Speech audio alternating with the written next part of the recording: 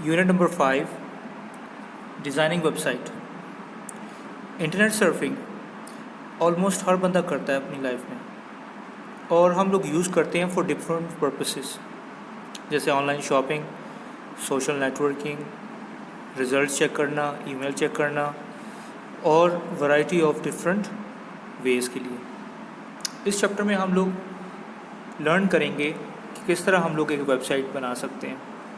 उसकी पहले basics learn करेंगे, फिर उसको बनाने के तरीका हम फाइंड करेंगे।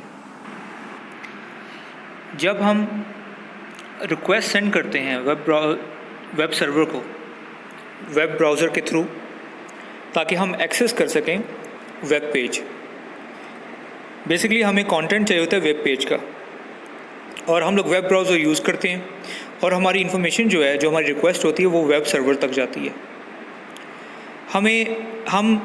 हमें जो रिस्पांस मिलता है वो HTML का मिलता है। वेब ब्राउज़र जो है वो अंडरस्टैंड करता है HTML को और डिस्प्ले करता है कंटेंट्स वेब पेज की। HTML बताता है ब्राउज़र को कि किस तरह जो कंटेंट आपको चाहिए, जो आपने देखना है, वो किस तरह स्ट्रक्चर होगा वेब पेज के अंदर। HTML का मतलब होता है हाइपर टेक्स्ट मार्कअप लैंग्वेज। ये एक सिंपल लैंग्वेज है जो क्रिएट करती है वेब पेज। हमारे पास दो किस्म के टर्म्स हैं जो हमने अंडरस्टैंड करने हैं। पहला है हाइपर टेक्स्ट, दूसरा है मार्कअप लैंग्वेज। सबसे पहले हाइपर टेक्स्ट। हाइपर टेक्स्ट जो है वो यूज़ करते हैं हम लोग special text in A web page, जिन्हें हम कहते हैं हाइपर लिंक्स। इन लिंक्स पे जब आप क्लिक करते हो, आप एक वेब पेज से दूसरे वेब पेज पे जा सकते हैं। हाइपर लिंक्स जो है वो यूज़ करते हैं टू नेविगेट, ढूंढना, काम करना on the world wide web या WWW। एक वेब पेज जो है वो मार्कअप लैंग्वेज से बनी होती है। वेब पेज कंसिस्ट करता है एलिमेंट से, जो हम रिप्रेजेंट करते हैं टैग से। एग्जाम्पल, अगर आपको एक पैराग्राफ चाहिए अपने वेब पेज के अंदर, तो आप टेक्स्ट को ऐसे लिखेंगे कि आप ओपनिंग टैग, फिर कुछ टेक्स्ट और फिर क्लोजिंग टैग। इसलिए आपने स्टार्ट करना है ओपनिंग टैग से, और जब आपने टेक्स्ट लिख लिया तो आपने बताना है कि ये इसका क्लोजिंग टैग है। ये मार्किंग की वजह से हर एलिमेंट को जो मार्क करते हैं हम लोग, उसकी वजह से हम कहते हैं मार्कअप लैंग्वेज। इसी तरह फॉर एग्जांपल आप ओपनिंग टैग लगा के I am student, closing tag, फिर ओपनिंग टैग करके I am in class 9, closing tag, opening tag करके I am in a computer section, closing tag, फिर से opening tag I have a computer, closing tag. Creating and first web page and displaying it. Web page को बनाने के लिए हमें सबसे पहले एक टेक्स्ट एडिटर की ज़रूरत होती है। टेक्स्ट एडिटर वो एडिटर होता है, वो सॉफ्टवेयर होता है जो आप एडिट कर सकते हो टेक्स्ट, मतलब कि आप जो लिखते हो उसको डिलीट, कॉपी, पेस्ट, फॉर्मेटिंग, ये सारा जो है आप टेक्स्ट एडिटर में करते हो। माइक्रोसॉफ्ट विंडोज़ के अंदर हम यूज़ कर सकते हैं नोटपैड। मैकबुक में या मैक में हम टेक्स्ट एडिटर यूज़ करते हैं। जो हम लोगों ने स्टेप्स फॉलो करने हैं for your first web page, वो हैं, हम ओपन करेंगे टेक्स्ट एडिटर, फिर हम HTML कंटेंट लिखेंगे। हमने ऑलरेडी HTML के बारे में डिस्कस किया हुआ है। उस HTML पेज को हम एक्सटेंशन ऑफ .htm और .html के साथ सेव करेंगे, क्योंकि हमने उसको HTML कंटेंट बनाना है, उस फाइल को HTML कंटेंट बनाना है। अब उस फाइल को या वेब पेज को ओपन करने के लिए, व्यू करने के लिए हम डबल क्लिक करेंगे जहां आपने फ़ाइल सेव की हुई है। उसके बाद वेब ब्राउज़र ऑटोमेटिकली ओपन कर देगा आपकी file in the web page. HTML के एलिमेंट्स को जो टैग्स मार्कअप करते हैं वो 2 टाइप के होते हैं, pair tags and singular tags. ज़्यादातर टैग्स जो हैं HTML में वो पेयर्ड होते हैं और वो कंसिस्ट करते हैं स्टार्ट टैग का और एंड टैग का, और उसके बीच में जो कंटेंट होता है। सो जनरली स्ट्रक्चर जो है वो आपका स्टार्ट टैग होता है, बीच में आप कंटेंट देते हो और फिर आप उसे क्लोज कर देते हो। Normally for example tag P जो है वो क्रिएट करता है paragraph in HTML document. For example हमारे पास है कि हमने ओपनिंग टैग लिया with P paragraph, I study in 9th class and closing tag. इसी तरह सिंगुलर टैग्स में क्लोजिंग टैग नहीं होता, ना ओपनिंग टैग होता है। इन्हें हम सिंगुलर टैग्स भी कहते हैं एंड एम्प्टी टैग्स भी कहते हैं। वो सिंपली आप राइट करते हो जैसे आपको बताया हुआ है टैग नेम के अंदर। फॉर एग्जांपल आपने लाइन ब्रेक करने के लिए टैग BR लगाना है, आपने इंसर्ट करने के लिए इन हॉरिजॉन्टल लाइन HR लगाना है, तो इसमें जो है सिंगल आपका टैग होता है। आप इसको ना ओपन करते हो, ना स्टार्ट करते हो, ना इसको एंड करते हो। एट्रीब्यूट्स इन HTML टैग्स। एट्रीब्यूट्स प्रॉपर्टीज़ होती हैं जो एसोसिएट करते हो आप टैग्स के साथ। ये प्रोवाइड करते हैं कुछ इन्फॉर्मेशन जो आपने टैग के साथ लगानी होती है। हर एट्रीब्यूट को आप एक गिवन वैल्यू देते हो। जैसे फॉर एग्जांपल आपके पास यहाँ नीचे टैग नेम है, attribute 1 is equal to value, attribute 2 is equal to value and therefore attribute n is equal to value. अब फॉर एग्जांपल अब आपके पास यहाँ अलाइन है, आपने उसको सेंटर में किया हुआ है पैराग्राफ को, फिर आपने कमेंट लगाया हुआ है और फिर उसको आपने क्लोज किया हुआ है। तो यहाँ जो align is equal to centre है ये आपका कंटेंट है जिसको आपने सेंटर पे लगाया, ये आपका एट्रीब्यूट है। इसी तरह main section in A web page HTML, head and body. अब HTML डॉक्यूमेंट जो है वो बिगिन होता है HTML से और एंड होता है HTML से।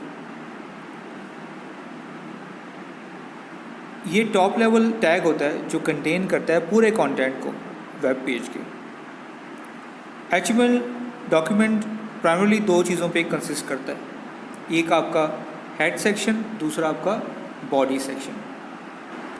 हेड सेक्शन टिपिकली डिफाइन करता है डॉक्यूमेंट के टाइटल्स को, स्टाइल्स को और अदर इंफॉर्मेशन को पूरे डॉक्यूमेंट के। हेड सेक्शन स्टार्ट होता है आपका विथ हेड टैग और एंड होता है विथ क्लोजिंग हेड टैग। आपने जब स्पेसिफाई करना होता है टाइटल को वेब पेज के तो आप यूज़ करते हो टाइटल टैग हेड टैग के अंदर उसको, मतलब कि आप हेड को पहले लिखते हो, फिर आप टाइटल लिखते हो, फिर आप उसके बाद क्लोज करते हो उसे। बॉडी सेक्शन कंटेन करती है actual content of the web page और ये विजिबल होता है वेब पेज के अंदर। बॉडी सेक्शन नॉर्मली स्टार्ट होता है with body tag and ends with close body tag. Text formatting, content formatting in HTML define करती है स्पेशल एलिमेंट्स जो टेक्स्ट के स्पेशल मीनिंग के साथ होते हैं। अब हम जो स्पेशल टेक्स्ट लेंगे फॉर्मेटिंग के अंदर वो है फॉर एग्जांपल जैसे आपने क्रिएट करना है एक पैराग्राफ। अब पैराग्राफ को आप P से रिप्रेजेंट करते हो उस टैग को और वो स्टार्टिंग ऑफ ए पैराग्राफ होता है, और क्लोजिंग के लिए आप क्लोज P को टैग को मार्क करते हो। अब कोई भी टेक्स्ट जो आपने P और क्लोज P टैग के बीच में लिखा होगा वो एक्चुअल कंटेंट होगा ऑफ द पैराग्राफ। इसी तरह लाइन ब्रेक्स, लाइन ब्रेक्स का मतलब होता है कि आपने दूसरे सेकंड उस पर लाइन पे लेके जाना है, तो उसके लिए आप जो एलिमेंट यूज़ करते हैं वो BR का होता है। एक लाइन ब्रेक के लिए आप फॉर एग्ज़ाम्पल आपने पैराग्राफ स्टार्ट किया P से, फिर आपने दिस इज़, फिर BR, आपने लाइन ब्रेक की है। उसके बाद आप फिर से आप पैराग्राफ लिख के क्लोज़ करते हैं पैराग्राफ को, तो आपके पास आएगा दिस इज़ और बॉटम में आपके आएगा अ पैराग्राफ। इसी तरह इंसर्ट स्पेसिस, नॉर्मली HTML सिर्फ वन स्पेस कंसिडर करता है और इग्नोर करता है सबको। तो फॉर एग्ज़ाम्पल अगर आप पैराग्राफ स्टार्ट करते हैं I study in class in 9th class और क्लोज़ करते हैं पैराग्राफ को, तो वो जनरेट करेगा I study in 9th class और बीच में एक स्पेस देगा। लेकिन अगर आपने मल्टीपल स्पेसेस देनी है टेक्स्ट के अंदर, तो उसके लिए आपने NBSP यूज़ करना है। For example start paragraph I study, फिर आपने अब स्पेस देनी है, तो आप बोलोगे NPSB। अब जितनी बार आपने यहाँ स्पेस देनी है उतनी बार आपने NBSP राइट करना है और बीच में इसके सेमी कॉलन रखना है। तो उसके बाद क्या होगा, अब जब आप इसे क्लोज़ करोगे इस पैराग्राफ को, तो जनरेट करेगा I study space in 9th class. Identifying the tags, formatting tags. The font tag जो होता है वो स्पेसिफाई करता है फ़ॉन्ट के स्टाइल्स को, फ़ॉन्ट के साइज़ को और उसके कलर को। हम कलर एट्रीब्यूट करते हैं फ़ॉन्ट टैग के साथ और वो स्पेसिफाई करता है उसको टेक्स्ट को। हम जो स्पेसिफाई करते हैं साइज़ ऑफ द टेक्स्ट, तो साइज़ एट्रीब्यूट करता है कितना बड़ा या कितना छोटा वो टेक्स्ट होगा। सिमिलरली फेस एट्रीब्यूट यूज़ किया जाता है कि आपने किस तरह का फ़ॉन्ट यूज़ करना है। फॉर एग्ज़ाम्पल आप font colour is equal to red, size is equal to 5 और face is equal to Verdana आपने चूज़ किया हुआ है। इसका मतलब कि आपका जो फ़ॉन्ट बनेगा वो उसका कलर रेड होगा, उसका साइज़ 5 होगा और उसका जो फॉर्मेट होगा वो होगा वर्डाने। समटाइम्स आपको अपनी फॉर्मेटिंग में या अपनी इंफॉर्मेशन में लिस्ट की ज़रूरत होती है।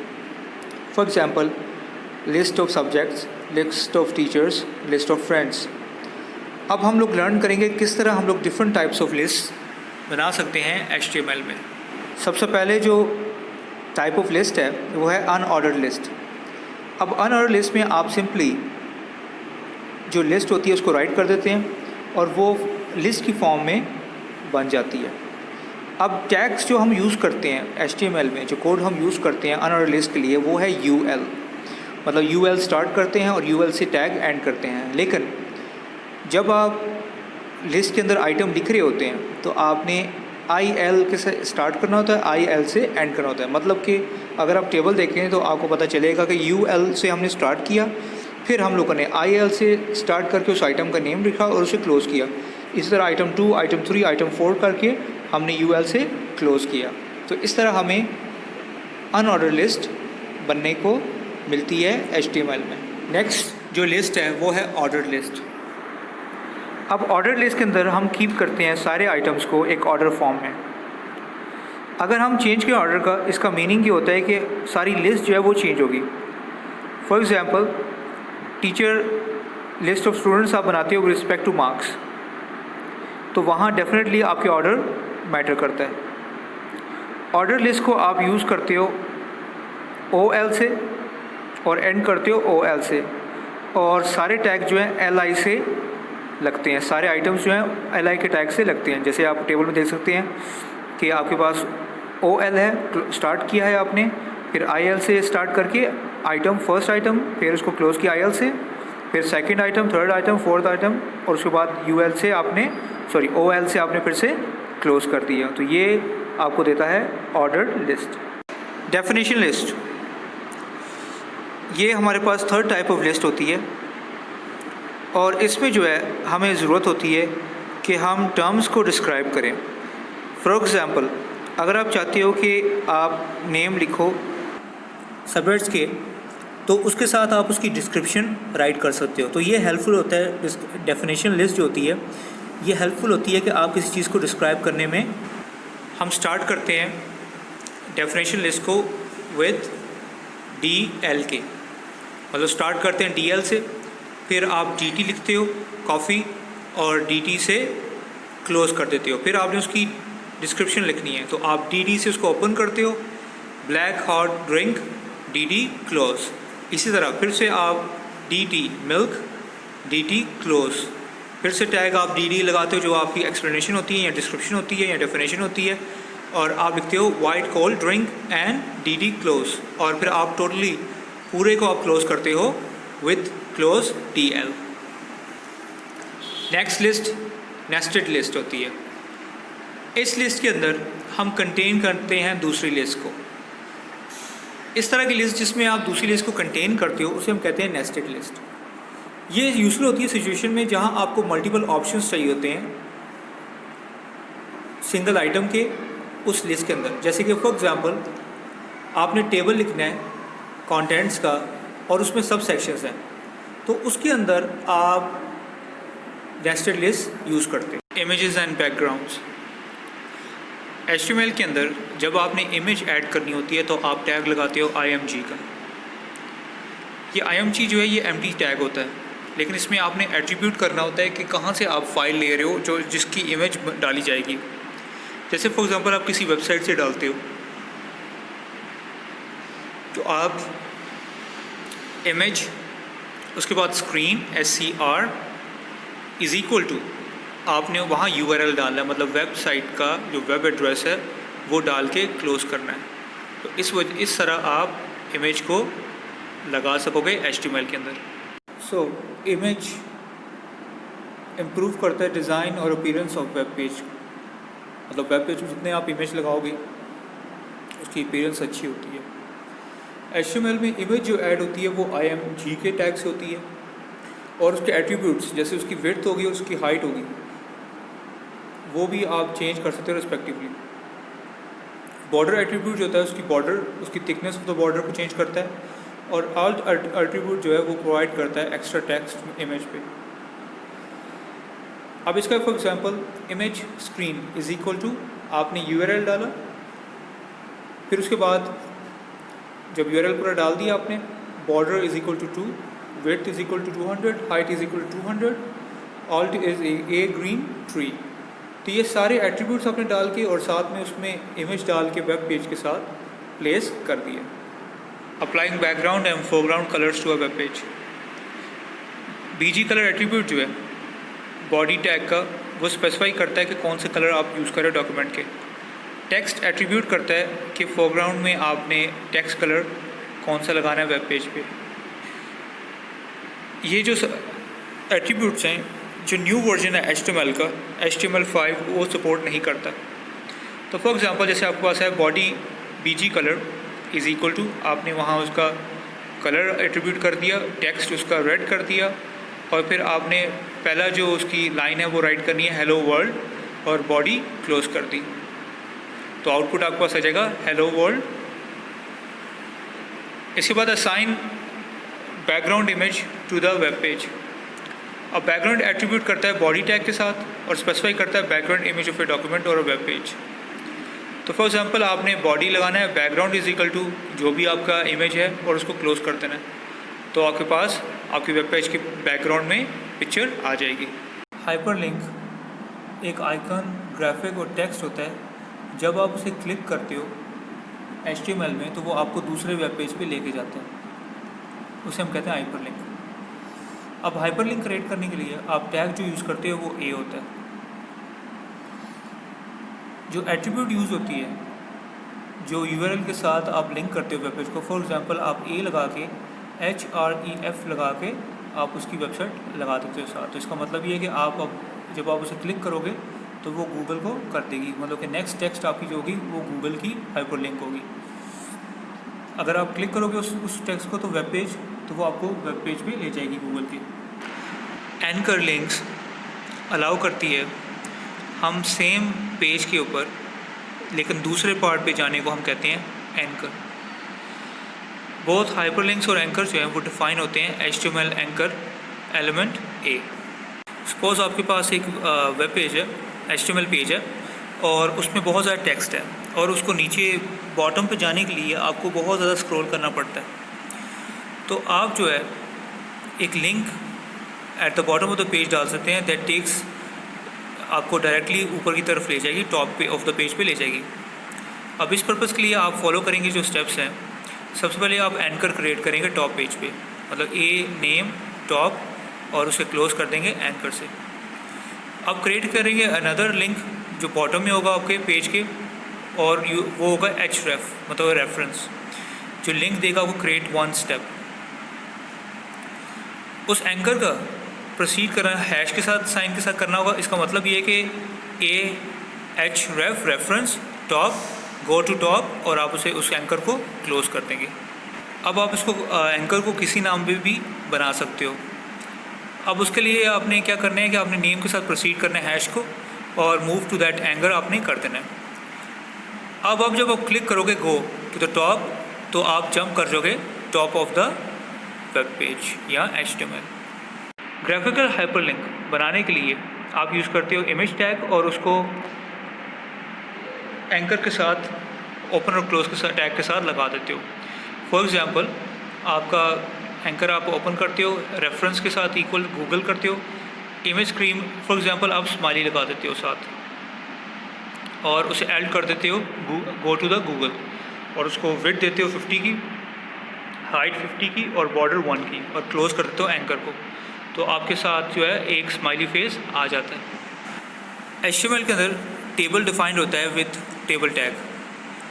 हर टेबल जो है रो का डिफाइन होता है TR टैग से, और हर हेडर जो है वो आप रन करते हो TH टैग से। एक टेबल टैग या सेल जो है वो डिफाइन होता है TD टैग से। अब फॉर एग्जांपल आपने आउटपुट करना है, टेबल को ओपन करना है, TH फर्स्ट नेम, TH आपका लास्ट नेम, और TH आपका एज। फिर TR आपका क्लोज करना है आपने, फिर से TR ओपन करना है। अब TD आपका फर्स्ट अली, TD आपका अहमद, और TD आपका 50। इसको आपने सबको क्लोज भी करना है, और TR फिर क्लोज कर दें।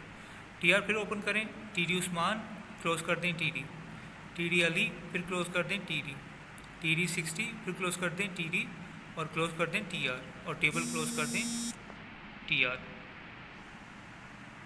इससे आपका टेबल बन जाएगा। अब फॉर एग्जांपल हमारे पास जो कॉलम है उसको आपने कंबाइन करना है, मर्ज करना है, उसे कॉल स्पैन कहते हैं। अब कॉल स्पैन के अंदर आपने सेल्स को मर्ज करना होता है, एक कॉलम बनाना होता है। अब फॉर एग्जांपल हमारे पास यहाँ टेबल है जिसमें नेम और टेलीफोन है। अब टेलीफोन 2 कॉलम्स में ऐड हुआ हुआ है। सबसे पहले क्या करेंगे, आप टेबल टैग लगाएंगे, फिर TR टैग, TH नेम। अब TH यहाँ क्योंकि आपने टेलीफोन को 2 पे रखना है, तो टेलीफोन को 2 पे रखने के लिए पहले आप कॉल स्पैन इज इक्वल 2, फिर टेलीफोन TH क्लोज कर देंगे, और TR क्लोज, फिर TR लगाएंगे, और TD Ali Ahmed, TD close, TD number, TD close, TD number, TD close, और TR क्लोज, और टेबल क्लोज कर दें। नेक्स्ट हमारे पास है रो स्पैन। रो स्पैन में आपने रो को मर्ज करना होता है। जैसे हमारे पास एग्जांपल है कि हमारा नेम और अली अहमद है, लेकिन टेलीफोन फिर से हमारे पास रो मर्ज हुआ हुआ है। अब इसको मर्ज करने के लिए हम जो HTML कोड लगाएंगे वो होगा table TR, TH name, TH close, TD Ali Ahmed, TD close, फिर TR आपने क्लोज कर दिया, TR TH रो स्पैन। अब रो स्पैन आपके 2 हो जाएंगे, टेलीफोन आपका 2 पे आ जाएगा, और TH क्लोज कर दो। इसी तरह अब आपने TD number, TD close, TR close, फिर TD नंबर, TD क्लोज, और फिर TR क्लोज, और टेबल क्लोज कर देना है।